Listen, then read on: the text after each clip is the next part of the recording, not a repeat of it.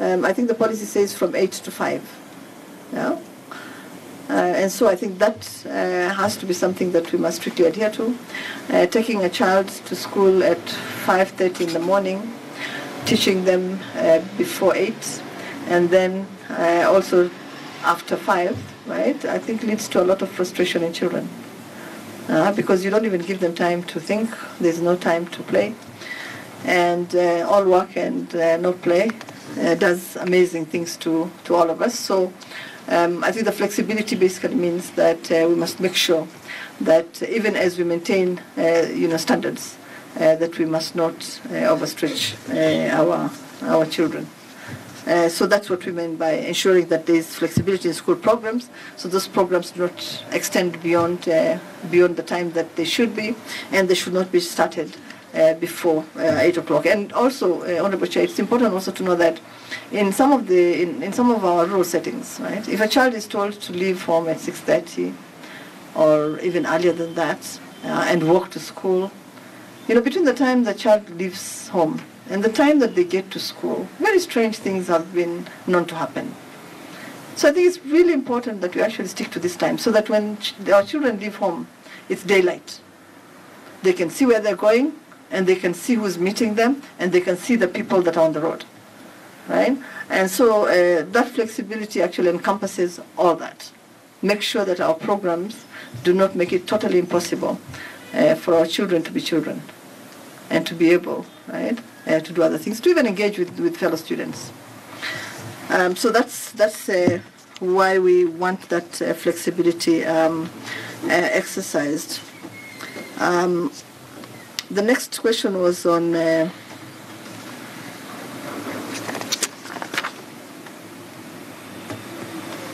okay, so on the number of when will these new officers that we're talking about leave, and I think I've answered that. Why? And I think there was a reference to 3 and 10 being the same. The first one is on existing quality assurance officers, those that are already on the ground, right?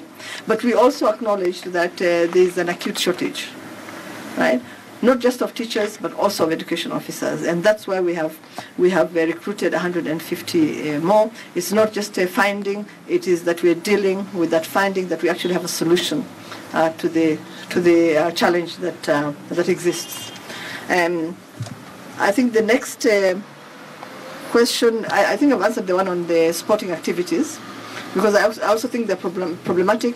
We've agreed that we are going to have a meeting with the Teacher Service Commission, ourselves and other stakeholders, including the unions, to see how we can actually address that particular issue. Should we only have this during the holidays, months, because then you can have the full attention of all the teacher component, right? So we're looking at ways in which we can address that. We're engaging with all stakeholders at fora that we're organizing that are chaired by our regional education coordinators. We've also held 47 county dialogues, which I attended. I think I attended about 4 of them, and which were very, very significant in actually telling us how the stakeholders feel about the steps that we're taking, the measures that we're putting in place, the challenges that we face, and what kind of opportunities we can realize together. So that's how we are engaging with the stakeholders. Thank you. Now, honorable members, we'll go for another round of questions.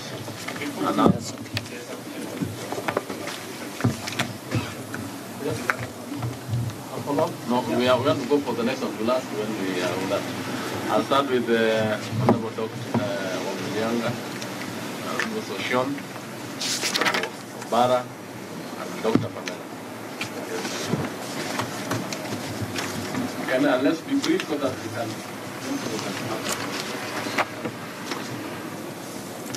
Okay, thank you, Chair. And my question is on the channel of communication.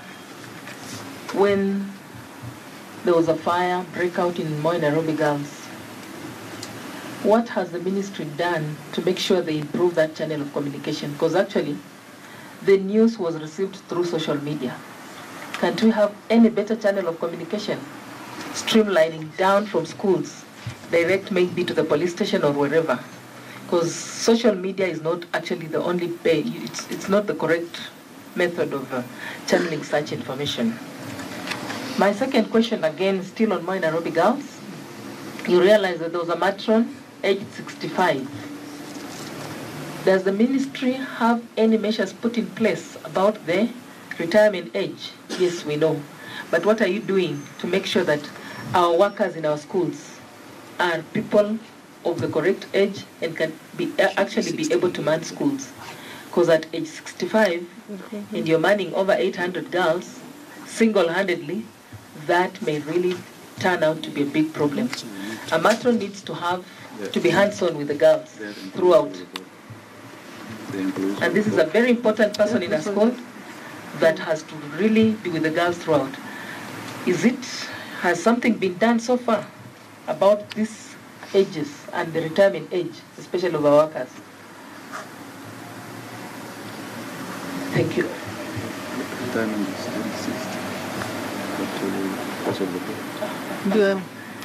Thank you very much.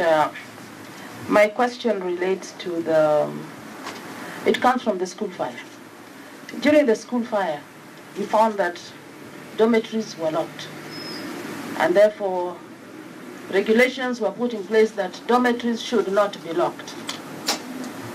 During the sexual assault case, the reason was that easy access because dormitories were open. Look at the dilemma. Has the ministry been able to think through on how best we can handle this matter so that our girls or our students are safe and secure within the dormitories? That is my question. Yeah. Thank you. Thank you. There's a possibility that they open outlets. Thank you, Chair. Well, I agree with the CS that caning is not a solution, and I don't think we would be ready to take up caning if it came back. But then on this report, particularly the matrix, I'm happy you've indicated that possible causes, meaning you've not actually really found the actual causes, because you've generalized possible causes. Mr. Chair, on the matrix, this report would have been very, very credible if really the matrix contained the possible grievances raised by students or were noted in each school.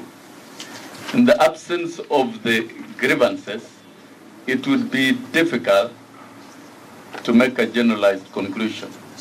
So really, if there is a matrix for each school, because students react differently from school to school.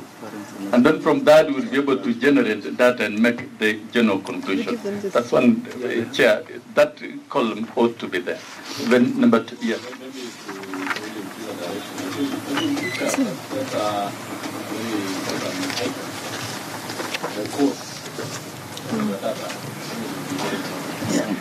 Because then, Chair, from there, we then will be able to analyze the actual data, and your report will communicate. The rest of the columns mean nothing without that column.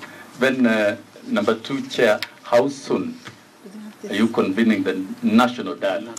You know, banning assault that borders on death of students really requires all of us to converse together. Number three, fear of national exams is highly doubtable, because particularly those involved are from 1, 2, 3s who are banning. How does it link? Anyway, I'm not dismissing, but of course these are general thoughts.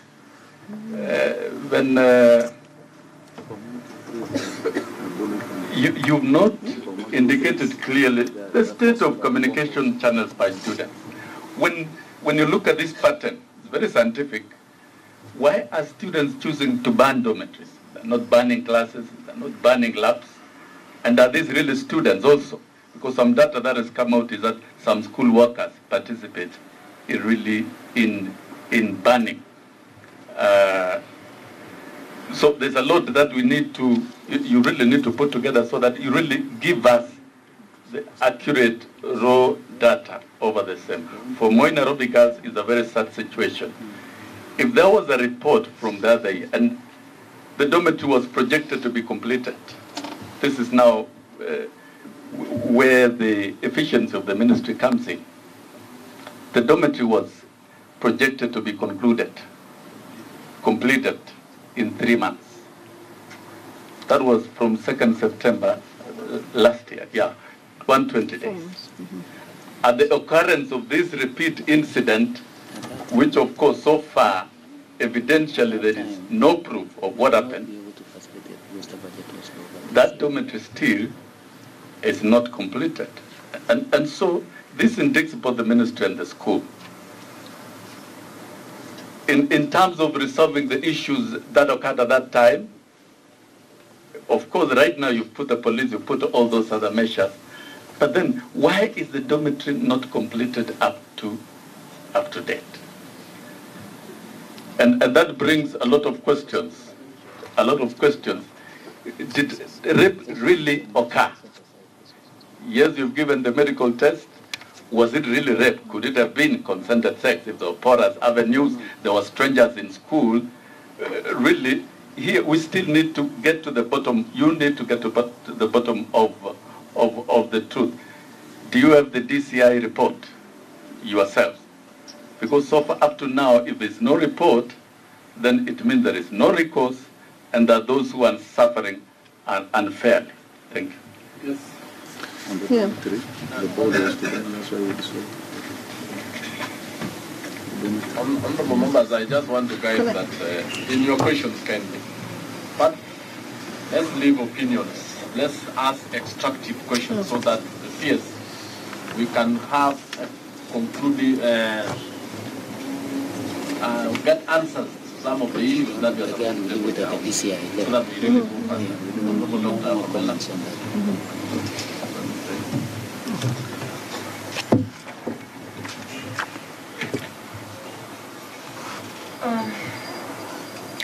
Thank you very much, Chair and Madam CS and team.